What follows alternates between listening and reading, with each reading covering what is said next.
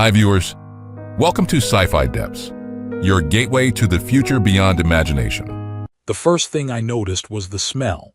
Not antiseptic, not exactly, sharper than that. Metallic and sweet at the same time, like someone had cleaned the room with lightning and crushed flowers. I opened my eyes to a ceiling made of slow-moving white panels, each one sliding over the next like scales under milk glass light. Something hummed above me in a language of machines I didn't understand. My left arm was numb. My chest hurt when I breathed. And standing over me was a woman with silver skin, 4 delicate fingers, and eyes so dark they reflected my own terrified face back at me. She leaned in before I could speak, her voice barely more than air. "Don't react," she whispered, "and whatever you do, hide the fact that you're human." For one bright, stupid second, I thought I was still unconscious and my brain had decided to go full science fiction during the shutdown. Then the room door split open soundlessly and a floating sphere drifted in, projecting lines of pale blue text over my body. The woman straightened instantly, expression turning blank and clinical. Her hand pressed lightly against my shoulder, not comfortingly but as a warning. "Patient regained consciousness," she said in a crisp voice that did not sound like the one from a moment ago. "Memory confusion persists, vitals unstable." The sphere rotated toward me. A thin beam crossed my face, then my throat. Somewhere in the wall a tone chirped. I understood 2 things immediately. 1, I was not dreaming. 2, if I said the wrong thing, I was dead. I stared at the sphere like I had no idea what it was. That part didn't require acting. The woman glanced at me once. Her eyes told me to shut up, stay dumb, and let her work. The machine emitted a stream of clipped tones. She answered in the same language, fast, calm, boring. The beam on my face shut off. After another second, the sphere drifted back toward the door and disappeared into the corridor. Only then did I let myself breathe, and even that felt risky. "What the hell?" I croaked. She moved so fast I flinched. One hand covered my mouth, the other pressed 2 fingers against the side of my neck. A panel beside the bed shimmered, then darkened, muting the room into a strange, soft silence. "Now you can talk," she said, quietly. I stared at her hand, then at the rest of her. She was taller than me by a couple of inches, all clean lines and controlled movements, wearing a fitted pale uniform with dark seams that glowed faintly at the wrists. Her hair, or what passed for it, wasn't hair at all. Thin, dark filaments were braided tight along her scalp and pinned with silver clasps behind her ears. There was something severe about her face, but not cold. More like she'd had to carve all softness out of herself to survive. "What do you mean hide it?" I asked. "Where am I?" "You are in Ward 7 of Keller Central Recovery Complex." She said it like that should mean something. It did not. "Officially, you are a cargo pilot from the Vesh colonies with radiation injury and partial metabolic failure." "Officially. Would you prefer unofficially?" I looked around the room again, hoping normal reality might reassert itself out of pity. It did not. The bed had no rails, just a recessed cradle that seemed shaped by light rather than metal. Transparent tubes ran from the wall into a band around my wrist, though I couldn't see anything flowing through them. Across the room, a vertical screen showed a shifting image of what I first took for my skeleton, until I realized the bones were wrong for any human body. "Mine," I hoped. "Unofficially," she continued, "you were brought in from a debris field beyond the outer defense ring. No vessel ID, no registry signal, no legal species entry marker. Your blood chemistry tripped 4 restricted alerts and 1 classified archive match. If anyone here confirms you are human, you will not leave this room as a patient." I swallowed. "What happens instead?" Her expression didn't change. "That depends who gets to you first."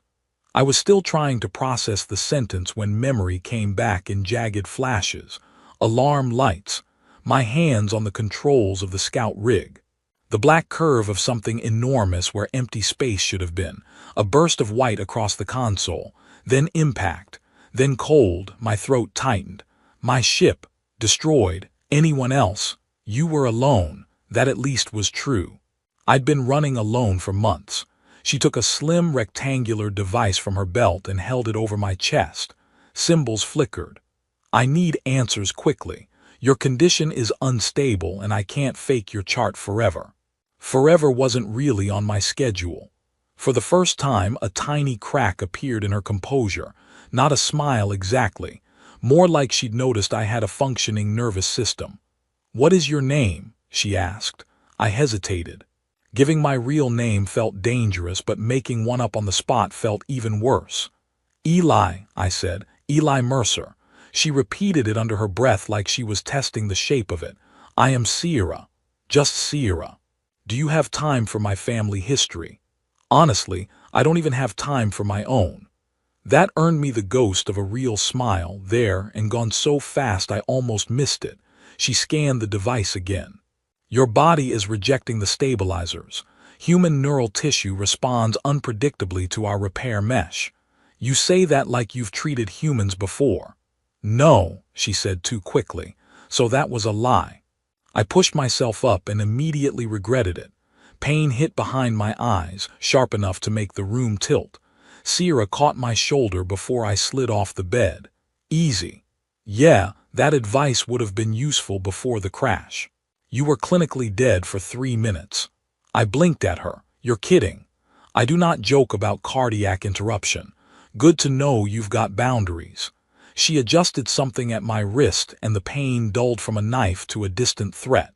"Listen carefully. In this system, humans are not citizens. They are not even officially considered a present species. 22 cycles ago, after the Meridian fever outbreaks and the fleet bombings, the Dominion declared humanity biologically volatile and politically extinct. The public story is that the last human enclaves fell decades ago. But we didn't. No." Her gaze settled on me with a strange intensity. "Apparently not." The word apparently did something ugly to my stomach. "So if they find me, they will say you are evidence." "Of what?" "That depends on what story they need." Before I could ask more, the wall door shimmered again. Sierra snapped the sound-dampening panel dark and stepped back. A tall figure entered in a charcoal coat, flanked by 2 hovering medical drones. He was maybe humanoid if you were generous. Elongated face, skin the pale blue-gray of storm clouds, a row of faint luminous marks along his temples. His eyes moved to me with the slow interest of a man inspecting a weapon he hadn't ordered. "Conscious already," he said. Sierra inclined her head. His regenerative response accelerated. "And his species classification?" "Pending." Metabolic damage distorted the initial readings. The man stepped closer. "Open your mouth."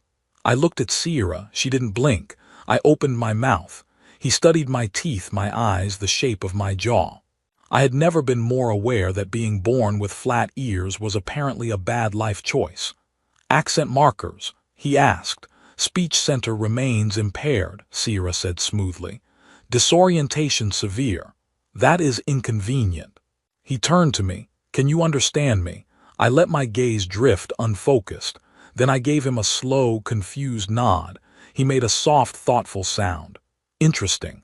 Most VESH patients become agitated on waking."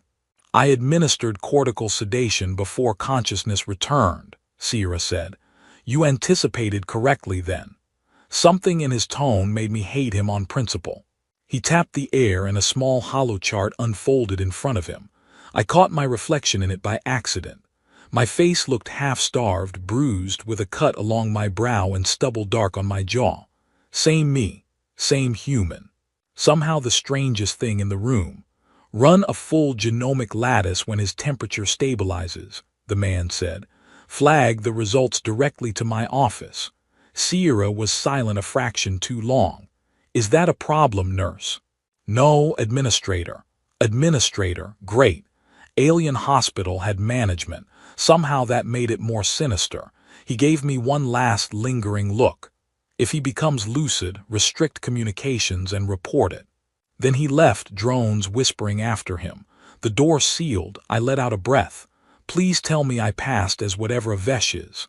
"No," Sierra said, "but he does not know what you are yet." That's comforting in a very specific and useless way.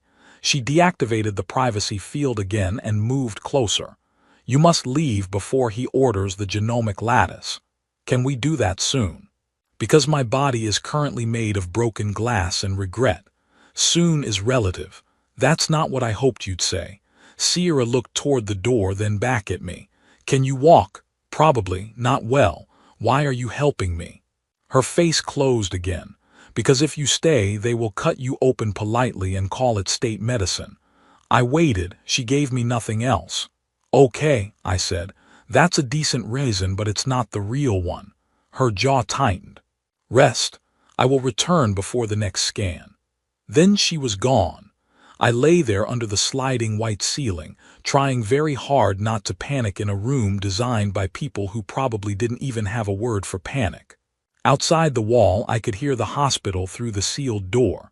A rolling murmur of voices in at least 3 different languages, the sharp ping of instruments, the faint rush of transport carts gliding past.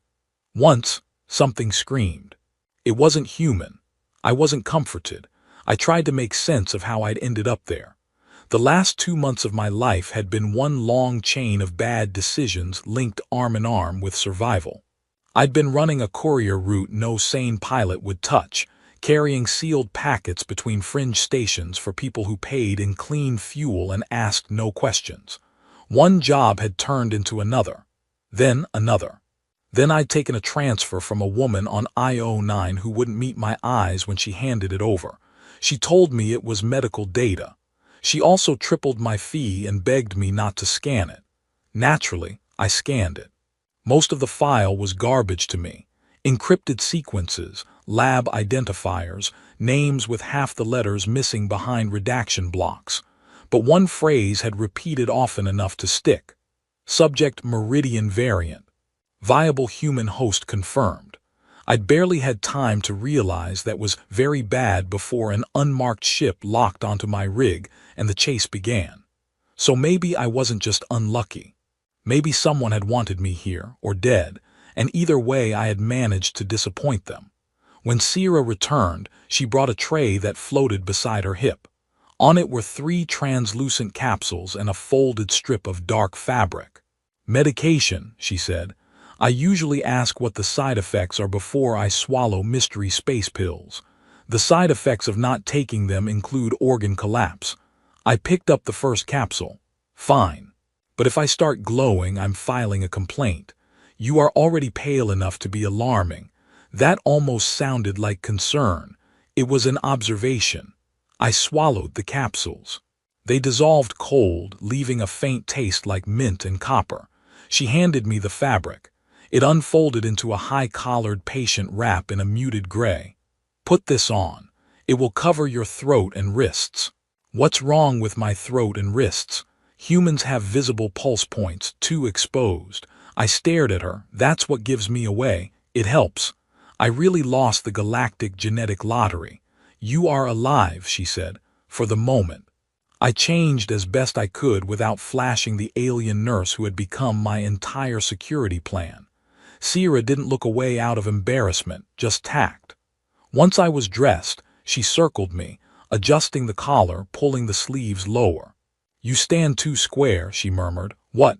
Most central species hold the shoulders differently, less confrontational. I'm from Earth. We invented standing badly. Try to look tired and compliant. I can definitely do tired. She slipped a thin band around my left ear. Translator veil. It will scramble your speech patterns and add a colony accent. Say as little as possible. If anyone questions you, cough. That's your master plan.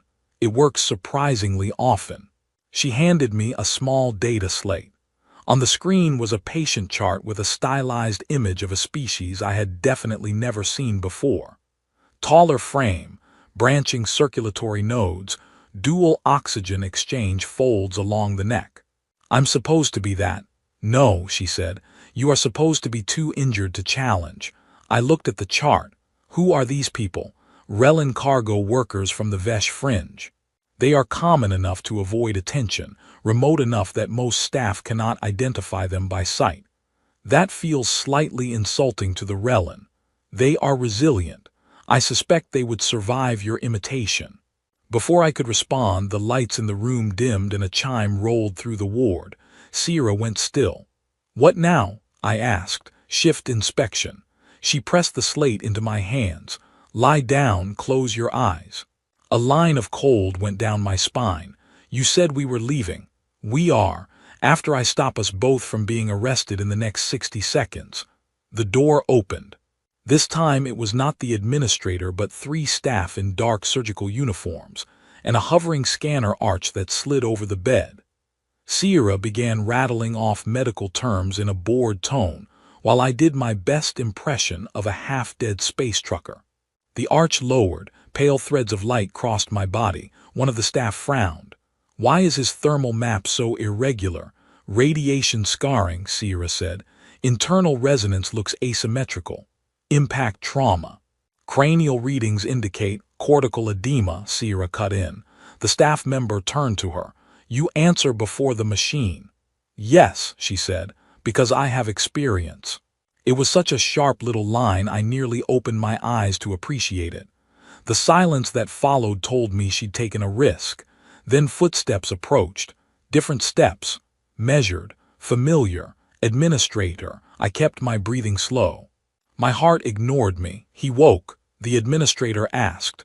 "Briefly," Sierra replied, still unstable. "Then he won't mind if we move up the lattice screening." That got my attention. Not enough to move, but enough to make every muscle lock. "His temperature remains erratic," Sierra said. "The lattice could induce neuroshock. Unless there's a more compelling reason to delay." No one spoke. I could feel him looking at me. Even with my eyes shut, I knew exactly where he stood. Then softly, "Nurse Sierra, did you know there are fragments in his blood unlike any current border population? Primitive oxygen transport. Iron-rich. Crude but efficient." Sierra said nothing. The administrator continued, almost conversational. "I have spent my career correcting the errors of war. Records lost. Species displaced. Dangerous myths preserved because no one had the courage to dissect them. Today may be productive." Well, that answered the question of whether he was the cut-you-open-politely type. The scanner arch gave a descending tone. The administrator moved away. "Prepare him for transfer to diagnostic." The room emptied in a rush of soft steps and drifting machinery.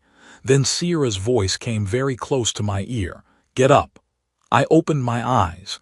"You think?" She was already disconnecting the wrist lines, ripping a panel from beneath the bed. "Can you run?" "Under protest." "That will have to do."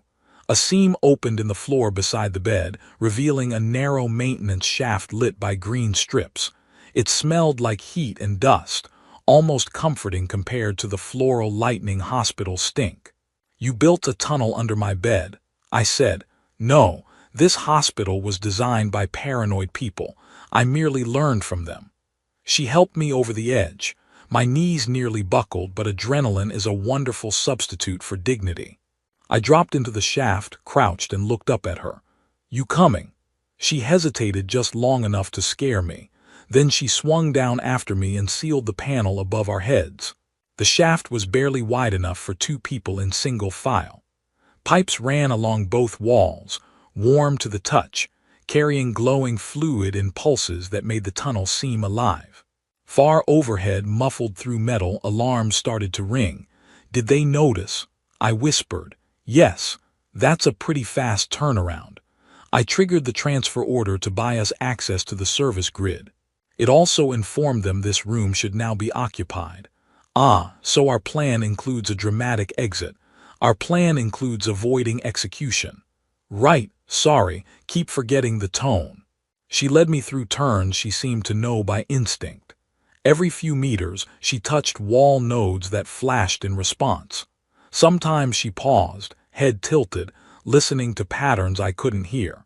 Once she grabbed my arm so sharply, I almost yelped and pulled me flat into an alcove, as something large rumbled past the grate ahead. An armored transport with 6 jointed legs, and a light sweep that would have found us if we'd been 1 second slower. My breathing got loud in the close dark. Sierra glanced back. "You are afraid. Outstanding diagnosis. I did not mean it as an insult. Then what did you mean? She considered. You keep moving anyway. I looked at her surprised. In my experience, she said, that matters. We reached a vertical lift tube. Instead of a platform, there was only an empty cylinder and a row of handholds. You cannot be serious. This is the fastest route. That sentence is never followed by anything safe. Sierra stepped into the tube and attached a thin device to her wristband. A field snapped around her boots. She looked up. Take my hand. That is somehow the least reassuring part. Still, I took it. Her hand was cooler than mine, the skin smoother, the grip strong enough to tell me she could pull me by force if necessary. The field caught around my boots too, and then we were rising. No elevator hum. No cables. Just a silent pull through blue light as levels blurred by beyond the translucent walls. I saw glimpses of the hospital through side gaps. Circular operating theaters, crowded triage bays, patients in transparent cocoons, beings of shapes I did not have names for. Nurses moved like pale ghosts between them while overhead screens displayed emergency directives in cascading text. This wasn't just a hospital. It was a city built around controlled suffering. We stepped out into a dim storage corridor lined with sealed cabinets. Sierra didn't release my hand right away. When she did, I missed it more than I should have. This way. I followed, trying not to limp too obviously. You know this place awfully well for someone improvising. I am not improvising. I'm sorry, are we on plan B or plan H? She stopped so abruptly I nearly ran into her. You want the truth now? Yes, that would be incredible. Her eyes held mine. I knew who you were before you woke up. The words landed harder than they should have because some part of me had guessed them already. How? The object recovered from your vessel transmitted a restricted signature when it entered hospital intake. The same signature appears in classified files I was not meant to see. The data core. Yes. You opened it. No. I didn't need to. I saw enough in the transfer manifest to understand why Administrator Thalen would never let you leave. Thalen, I said. So he has a name. Makes the psychopath thing feel more official. Sierra ignored that. The files referenced human survivability in meridian exposure trials. My chest tightened. What did you just say? She looked at me carefully now, like she was deciding how much damage honesty would do. 22 cycles ago, a plague called meridian fever spread through 3 sectors.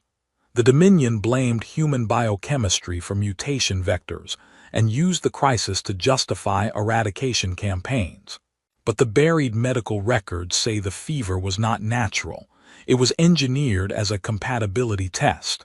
I felt suddenly cold despite the heated corridor. By who? By the Dominion's biomedical authority, Thalen's predecessors. Possibly Thalen himself under another title. And humans, not the source, she said quietly, the target. I laughed once, ugly and joyless. That explains a lot about history. It also explains why your blood matters. A cabinet nearby clicked open on a timer cycle. Sierra reached inside and tossed me a dark outer coat. Put that on. We're entering monitored transit. I pulled it over the patient wrap. You said you knew who I was. I'm not anyone important. No, she said, but what you carry is. I stared at her. The core from your ship contains patient archives, she said. Names, test outcomes. Genomic profiles, human profiles. Proof that thousands were processed here and in sister facilities long after the Dominion declared them extinct. The hall seemed to narrow around me. I thought of the woman on IO9, of her shaking hands, the way she'd tripled my fee. Medical data, she'd said, like that made it ordinary. You're saying this hospital helped erase an entire species. I am saying this hospital still does not admit what it built. And you? I asked. How are you tied to that? Sierra looked away for the first time since I'd met her. My mother died in Meridian quarantine, officially from exposure, unofficially from refusing to authorize pediatric extraction trials. I took a breath. I'm sorry. Her face did not soften, but something in her shoulders changed. I was young, too young to understand why our family records vanished afterward. Years later, I entered medical training and learned the Dominion rewards curiosity only when it serves power. I accessed sealed files. I found her name attached to internal descent reports, and I found references to surviving human subjects transferred through Keller. So you've been looking ever since? Yes. And when I came in, I saw a chance that would not come again. There it was, the thing she hadn't been saying, the thing that made sense of all of it. You were going to use me, I said. She met my gaze unflinching. At first, yes. I appreciated the honesty. I hated it too. What changed? She was quiet for one step, then two. You woke up, she said, and you were not a file. That answer did more damage than the worst ones could have. We entered a wider corridor where the walls curved overhead like the inside of a shell. Staff and orderlies moved in steady streams, most of them too busy to glance at us twice. I kept my head down. Every sound felt too sharp. Overhead, announcements rolled through in a smooth female voice. Quarantine update. Wing transfer. Security hold in diagnostic. We reached a transparent bridge suspended above a central atrium, and I nearly stopped walking. Below us spread the heart of the complex, 6 floors deep in a hollow cylinder. Patient pods clung to the inner walls like glass seeds. Transport beams crossed open air. In the center rose a column of suspended water, or something like water, filled with luminous threads and small darting machines. Around the base stood armed guards in black armor. This is a hospital, I murmured. Keller was built as a recovery center during the war, Sierra said. Then it grew into a prison with better lighting. That got another almost smile from her. Essentially. Halfway across the bridge, a child looked up at me from a rolling treatment chair. At least I thought it was a child. Small body, huge dark eyes, translucent skin veined with shifting color. It stared at my face with unnerving intensity. Then it pointed. My blood went cold. His mouth, it said in clear translated speech. Wrong. Sierra moved before the nearest guard could turn. She bent gracefully by the chair, murmured something I didn't understand, and touched 2 fingers to the child's forehead. The little being's eyes fluttered. Whatever she'd done, it was gentle. It settled back at once. Medication disorientation, she told the attendant who'd started to frown. I'll adjust the dosage. The attendant nodded, distracted. We kept walking. I waited until we hit the far door. What did you say to him? Her. Sorry. Her, I told her she was very brave and very tired. And then, I stimulated a calming nerve cluster. I looked back over the bridge. Remind me not to annoy you. You have annoyed me several times already. Fair. On the other side was a quieter sector, the lights warmer, the walls lined with botanical tanks full of blue-green plants that pulsed faintly at our passing. It almost looked peaceful until I noticed the cameras nested in the ceiling seams and the sealed armored doors every 30 feet. Where are we? I asked. Administrative recovery. Is that a fancy way of saying important people ward? Yes. And why are we going to the important people ward while being hunted by an administrator? Because no one searches the rooms of those above them without permission. I blinked. That is either brilliant or a terrible sign about your social structure. It can be both. We reached a door with no visible handle. Sierra pressed her palm to a plate beside it. The plate glowed gold, and the door opened. The room beyond was larger than my first one, lined with soft dark walls and low curving furniture. There was a wide window showing the black of space streaked with distant station lights. For one stunned second, I forgot everything else. The hospital wasn't on a planet. It was hanging in orbit. Keller orbits the moon Iller, Sierra said, reading my face. Did you think the stars outside your first room were decorative? I hadn't really gotten to interior design. She crossed to a cabinet and removed a small metallic case. This room belongs to a convalescent council observer. He left for the lower capital this morning. So we're borrowing his suite. We are borrowing his clearance route.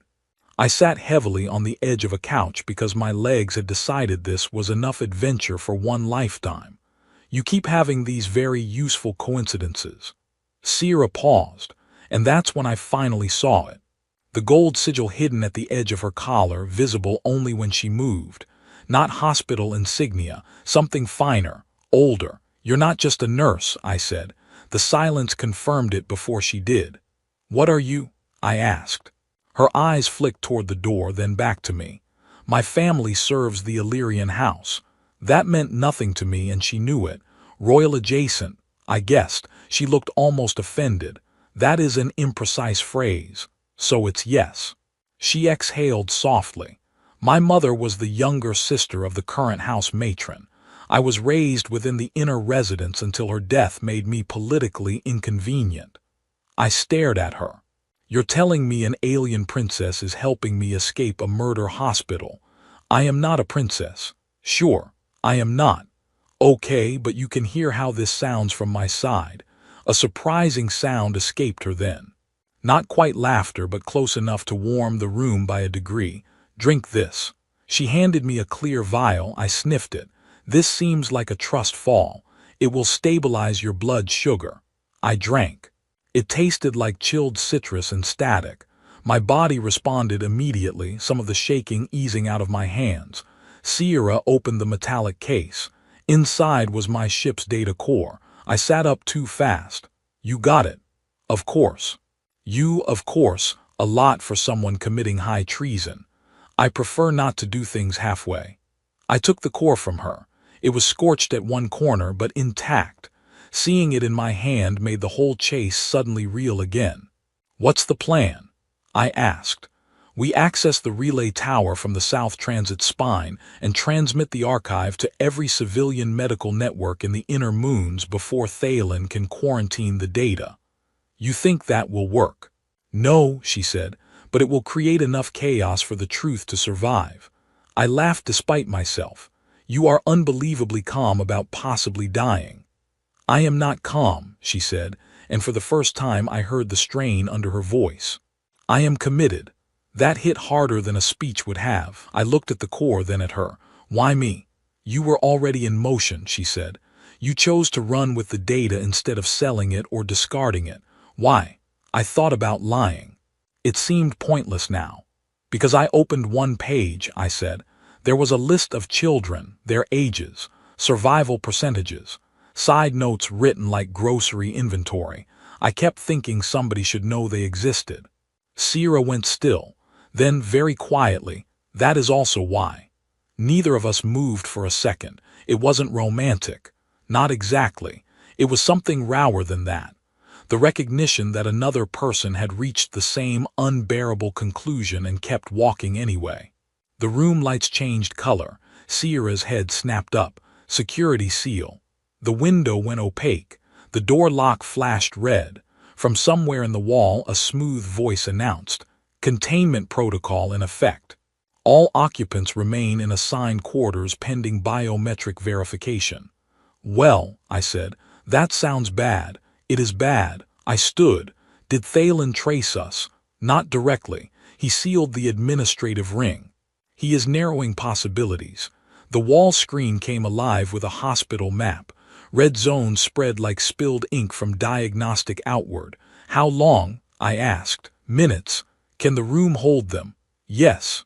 That's not what I meant. She looked at me, and for one dangerous heartbeat everything between us became simple. No, she said. Not long. We moved fast. Sierra opened a vent panel behind the botanical wall and began pulling access strips from the inner housing. I checked the core, my hand steadier now. There was still one small port intact. You have a device I can plug this into. She tossed me a tablet from the cabinet. Military encryption, better than the standard terminals. Casual thing to have in your room. It is not my room. Right, the stolen royal nepotism room. Would you focus? I focus better when I'm panicking out loud. I connected the core. The tablet flickered, objected in 3 languages, then opened a nested file tree dense enough to make my eyes water. Sierra didn't need to ask if I was qualified for this. I was. but courier life teaches you some things, and one of them is how to move data while people with guns are trying to stop you. This archive is huge, I said. We can't brute send all of it before they break in. Then choose. Choose? Enough to prove the rest. I scanned names, dates, internal memos, genetic charts. Then I found it. A sealed report signed by Thalen himself under an older title. Meridian Host Integration Progress Summary. Beneath it were transfer logs, mortality tables, and a recommendation to preserve viable human lines for controlled immunological weaponization. "Oh, that's evil," I muttered. "What?" "Found your villain memo." She crossed to me. Shoulder touching mine, she leaned over the screen. Her scent hit me again, clean metal and something floral underneath. It was a terrible time to notice. Her face hardened as she read. "Send that first, and the pediatric intake roster." My stomach dropped, but I nodded. The door thudded once. Then again harder. "Biometric confirmation required," the wall voice said. Sierra moved to the vent opening. "The service shaft leads to the south spine. Once the upload begins, we leave." "You sure the shaft isn't full of murder bots?" "No. Appreciate the honesty." I initiated the burst upload. The tablet began routing packets through the suite's diplomatic channel, spoofing observer priority. Not subtle, but subtlety had moved out and left no forwarding address. The door shook under another impact. Hairline cracks of light appeared at its edges. "Go," Sierra said. We crawled into the wall just as the first alarm changed pitch. The shaft sloped downward, cramped and hot, forcing us close. Once I slipped and my hand landed against her waist. She caught my wrist, steadying me without comment, but she didn't let go immediately either. Behind us, the suite door gave way with a metallic scream. Voices flooded the room.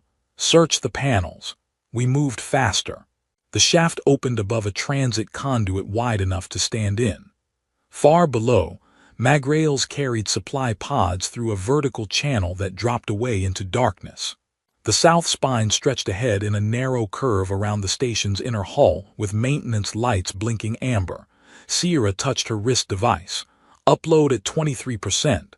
How much chaos do we need?" "More than that." We ran. Or rather, she ran and I performed an injured human approximation of motion. My chest burned. Every breath tasted of old blood. Behind us, I heard the clang of pursuit entering the conduit. "Left," Sierra said. We cut through a maintenance hatch into a lower corridor full of suspended cables and open panels. A drone descended from above, its lens brightening. I grabbed the nearest tool, some kind of magnetic coupler, and hurled it. Miraculously, it connected. The drone spun into the wall in a shower of sparks. I looked at Sierra. "See, useful. You have terrible form. Still counts." At the next junction, two guards appeared ahead, armored and armed with sleek white carbines. Sierra shoved me behind a support beam and stepped out with her hands raised. "I am Nurse Sierra of Administrative Recovery," she said in a ringing voice. "There is a containment breach in Spine 6. You are obstructing emergency triage." One guard hesitated. The other checked his wrist display. "Hold. We were ordered to detain any unauthorized." Sierra moved. I barely saw it. One moment she was standing there in a nurse's uniform. The next she had a slim injector in one hand and was inside the guard's reach. She drove it into the gap below his jaw. He collapsed before his partner finished turning. I slammed the magnetic coupler into the second guard's wrist. The carbine discharged into the ceiling. Sierra twisted, swept his legs, and he went down hard enough to crack the floor plating. I stared at her. She picked up one of the carbines and handed it to me. "What?" "You absolutely buried the lead on being royalty." "I told you I'm not." "Yeah, but normal nurses don't fight like that. We had an unpleasant childhood curriculum." We kept moving. At 48% upload, the station initiated full lockdown. Bulkhead doors started dropping sector by sector. The overhead lights turned red. Somewhere distant, a siren began pulsing in my teeth. "The relay tower is 2 levels up," Sierra said. "If the upload is cut before the packet replication finishes, Thalen can still contain it." Then we get to the tower. We hit a ladder shaft, not ideal for my ribs, but again, options were thin. Halfway up, voices echoed below.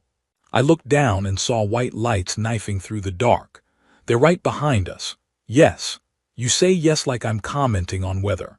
It is useful to know. At the top, we emerged into a circular chamber packed with relay spines, dozens of crystalline rods rising floor to ceiling around a central transmit core. The air hummed so hard it buzzed in my bones. Transparent panels showed the station rotating against the stars, and standing in front of the main console, hands clasped behind his back, was Administrator Thalen. Of course he was. "You are persistent," he said. Sierra stepped in front of me slightly, not enough to hide me, enough to claim a side. "You sealed the ward too early," she said. "I had hoped you would lead me to the archive," he replied. "Thank you." My tablet chirped. Upload 64%. I tightened my grip on the carbine. Thalen's gaze shifted to me. "Do you know what disappoints me most, Eli Mercer? Not that you survived. That is statistically annoying but tolerable. No, what disappoints me is that you woke her conscience. She was so practical." I glanced at Sierra. Her face gave me nothing. "She was never yours," I said. "Wasn't she?" Thalen tilted his head. "This station, this house, this entire moon feeds on the illusion that care and control are separate. They are not. Hospitals are where empires decide who gets a future. That is the creepiest thing anyone's ever said to me, and I once dated a woman who collected my hair from the shower drain." Thalen actually looked mildly curious. "Why? Great question." Even Sierra made a tiny strangled sound that might have been amusement in another life. Thalen touched the console. The relay chamber doors sealed behind us. "You cannot leave. The archive route is already flagged. In 30 seconds the civic net will reject the transmission." "Then you're talking too much," I said. His attention sharpened. "Ah, human humor under stress. The files were correct." My skin went cold. "What files?" "The meridian variants. Your line was unusual. Enhanced tolerance, accelerated inflammatory recovery, rare cognitive retention after exposure. That is why you lived through the field around the core when your ship failed. Most would have liquefied internally." I stared at him. "My line?" Sierra went rigid beside me. Thalen smiled faintly, pleased to have hurt us both. "You did not know, of course. Someone spared you the paperwork. Eli Mercer, you are not merely human. You descend from archived meridian subjects bred for survivability." The room seemed to drop away under me. "No," I said. "Your blood says otherwise." I thought of my childhood in drifting settlements, of never having medical records older than age 6, of the foster mechanic who'd once told me I healed too fast and should stop bragging about it. I thought of every time I'd outlived the odds and called it luck because the alternative was unbearable. Sierra's hand found mine for one brief second, grounding me. Thalen saw it. "There, that is the real tragedy. You think this is personal. It is structural. You, nurse, should understand better than anyone. Human viability ended wars before they began. Properly directed, their biology can stabilize cross-species treatments, weaponize immunity gaps, solve demographic collapse. One surviving line can alter power for centuries." "You murdered children for data," Sierra said. His expression did not change. "I optimized a dying civilization." Something in me snapped clean. I raised the carbine. "I'm going to go with murderer." He spread his hands. "And then what? Shoot the relay, damage the transmission you need. You are a courier, not a soldier." "No," I said, "but I'm very tired." I fired at the relay ceiling instead. The beam shattered an overhead coolant manifold. A sheet of freezing vapor exploded downward, filling the chamber in white haze. Thalen swore and fell back from the console. Sierra was already moving. She lunged through the fog, struck his wrist, and ripped a control key from his palm. I dove for the main terminal, coughing. "Can you override it?" she shouted. "Can I? No. Will I try? Tragically, yes." The screen had gone into security denial loops. I jammed the stolen control key into a side port and prayed to every fake god I'd learned in space. The interface flickered. Access windows opened. Upload 78%. Thalen came out of the vapor with a sidearm in his hand. He fired. Sierra shoved me aside. The shot hit her below the ribs. For one stupid second, all sound vanished. Then I was moving before thought caught up. I slammed into Thalen with enough force to drive us both into the relay column. Pain burst through my side. His weapon skidded away. He was stronger than he looked, all wiry leverage and cold purpose. He grabbed my throat and hissed, "Do you know what they will do to you outside these walls? Breed you, worship you, dissect you in smaller rooms. I am the only honest future you have." "Yeah," I choked out, "you should hear how that sounds." I drove my forehead into his face. He reeled. I grabbed the fallen sidearm and pointed it at him with shaking hands. He froze, blood dark at his mouth. Behind me, Sierra had one hand pressed to her wound and the other flying over the console. 91%, she said through clenched teeth. Thalen looked from the gun to her. "You cannot survive this scandal." She met his gaze, pale now but steady. "I was not planning to." That did something savage and terrifying to my heart. He lunged. I fired.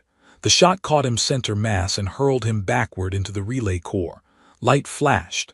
The chamber filled with a sound like glass screaming underwater. When it cleared, he was on the floor and not moving. I dropped beside Sierra. Silver-blue blood, if it was blood, slipped through her fingers bright against her uniform. "Hey," I said, and my voice broke on the one syllable. "Hey, stay with me." Her mouth twitched. "That phrase is statistically ineffective. Now is such a bad time for your humor." She looked at me, pupils wide with pain. Upload complete. As if on cue, every screen in the chamber changed. The civic seal broke apart. Data bloomed outward in branching streams, packet after packet replicating across networks too broad to silence. Names, reports, faces, evidence. Keller had just confessed to the galaxy. Then the station lights died. Emergency red flooded in. The relay overload had triggered broader failure. Somewhere distant, metal groaned. "Can you stand?" I asked. "With help." "Great, that makes two of us." I got one arm around her and hauled her up. She sucked in a sharp breath but stayed upright. Outside the relay chamber, the corridor had become chaos. Alarms, running staff, bulkhead failures, people shouting over overlapping system directives. No one cared who we were anymore. The station had too many fires. "Hangar," Sierra said, "you have a ship. I can access one." "Of course you can." We staggered through collapsing order. Twice I thought she would fall, twice she gripped my sleeve and kept going. At one junction, smoke poured from a ruptured panel, and we had to take a maintenance tram still humming on backup power. The tram car whipped us along the curve of the station with the broken moon filling half the windows, beautiful and indifferent. At the private dock ring, Sierra keyed open a launch bay holding a sleek narrow shuttle with Illyrian insignia chased in gold. I looked at it, then at her. "You stole a royal shuttle too. It is technically mine. You really saved that detail for the end." She swayed. I caught her.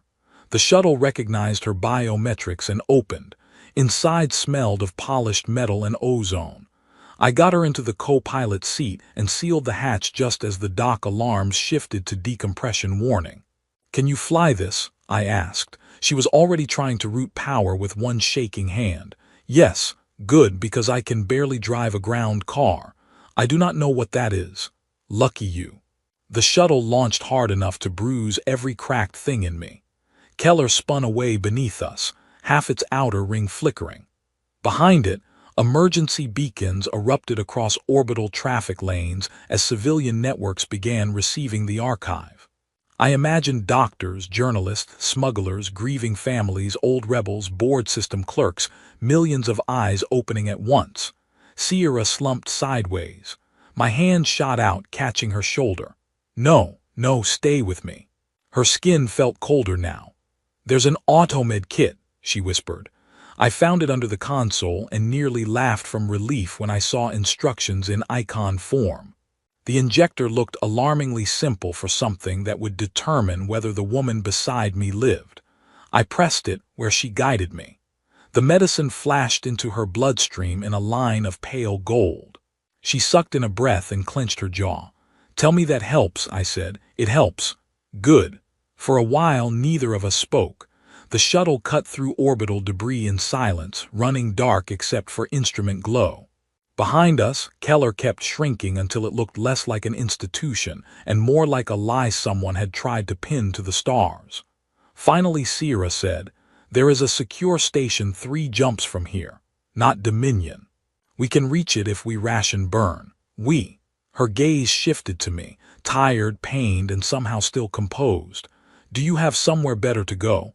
I thought about that, about all the places I could no longer safely exist, about the archive now flooding the system with proof that I and people like me had survived, about every government, syndicate, scientist, and zealot who might want a piece of that fact. "No," I said, "not really." "Then," she said, "we should remain difficult to find." I laughed softly. "That's the nicest offer I've had in years." Her eyes closed for a second, then opened again. "Eli, yeah, when I first saw your chart, I did intend to use you. I know, I am sorry."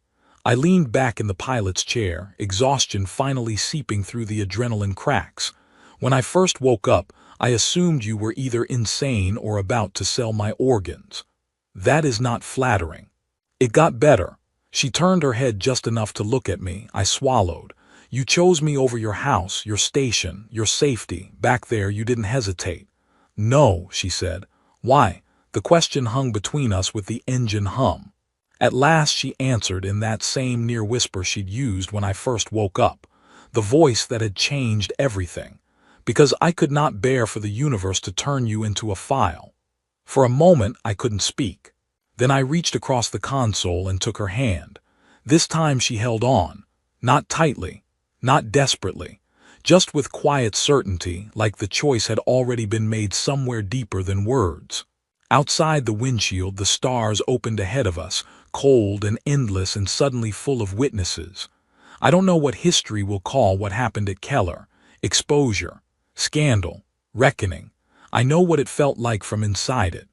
It felt like waking up where I should have died and hearing a stranger tell me the truth before the machines could. It felt like running through a place built to sort lives by usefulness and finding one person willing to break the system rather than let it claim me. It felt, strangely enough, like hope arriving in a nurse's voice. By the time the outer comm channels started lighting up with public emergency summons and independent relay requests, Sierra was stable enough to sit back without hiding the pain. She watched the messages cascade with unreadable eyes. "They know now," I said. "Yes." "Is that good?" "No," she said. Then, after a beat, "But it is necessary." That sounded right. I looked over at her. "So what happens on this secure station?" "We disappear for a little while," she said. "You heal. I send certain people the uncensored archives, and then we decide whether to keep running or start something worse." "Worse?" "A revolution, perhaps." I grinned despite everything. "You say that like you're recommending a weekend hobby." She actually smiled then, tired and real and devastating. "You did ask for a plan." I held her hand a little tighter. "One thing at a time, we get there, we stay alive, then we overthrow a medical empire." That order seems reasonable. Good, because I'm new to conspiracies this large. The stars stretched ahead, and for the first time since waking in that white room, I let myself believe I might live long enough to be afraid of tomorrow too. And somewhere between the ruined hospital behind us and the unknown station ahead, with her hand in mine and the truth loose in the dark, hiding the fact that I was human stopped feeling like survival. It started feeling like the last lie either of us would ever agree to tell.